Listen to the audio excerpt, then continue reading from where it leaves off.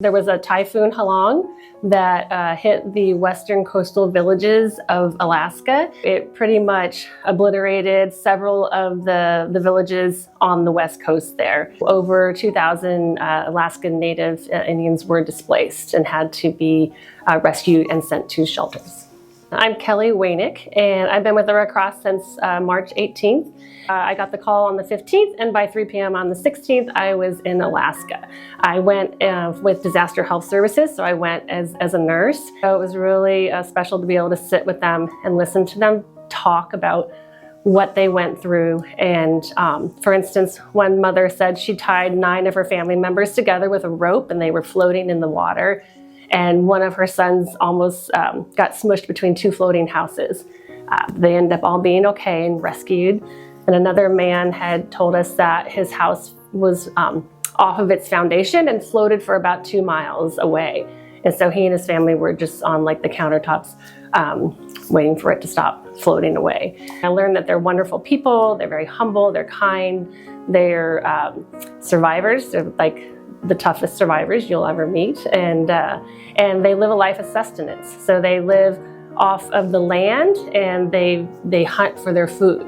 So the men are all hunters, and the women are matriarchs, and so they store their food for the winter. And when the typhoon came in, all of their food for the winter was obliterated and gone.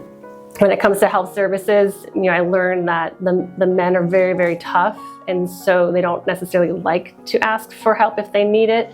And we had one elderly man who we just, for like a week, just thought he walked with a limp. And then finally one night he came to the night nurse and said his foot was really hurting, and he took off his shoe and it was very swollen and red and hot, and he ended up going to the hospital and he had a broken foot. Another gentleman was under the weather with respiratory symptoms and came to me for some over-the-counter medication, which I was able to give him. And then I had 1 day off in those 2 weeks. I took my day off the next day. When I came back the following day, I went to check on him, and I asked him how he was, and he just kind of was like, I'm okay. Yeah, I'm doing okay. But he had a very labored breathing.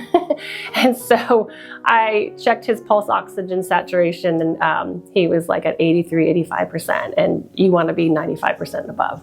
So we had to call the ambulance for him, and he was admitted to the hospital. So that was something I had learned, that they're not ones to really ask for help, and you had to kind of go and walk around every hour, look at people, see how they're doing, check in on them if they're coughing, ask them if they need anything. I did have one story of a woman who came up to me and said that she lost her Bible in the typhoon, and it was her grandmother's and her mother's Bible, and she was really heartbroken over that.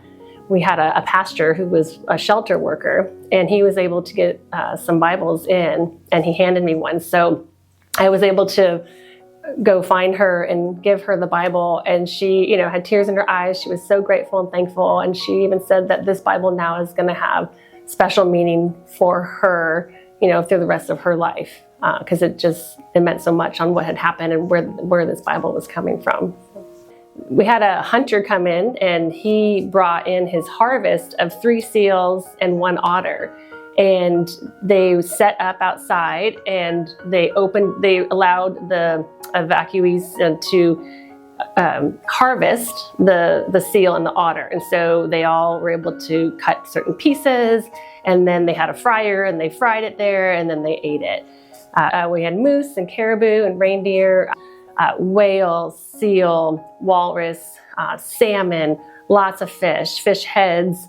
It was beautiful to see all the community organizations come together to take care of the villagers, because they are a community and they need to live together as a community. I don't know if they knew about the Red Cross, but they're so grateful. I mean, I never met such grateful, humble people. They would let you know, thank you. They were so kind. And even on my last night there was a local family that came in, and the woman had a guitar, and they sat down in front of our table of all of our volunteers, and they sang this most beautiful song to us, thanking us for what we've done. And I get teary now too, because it's an emotional time.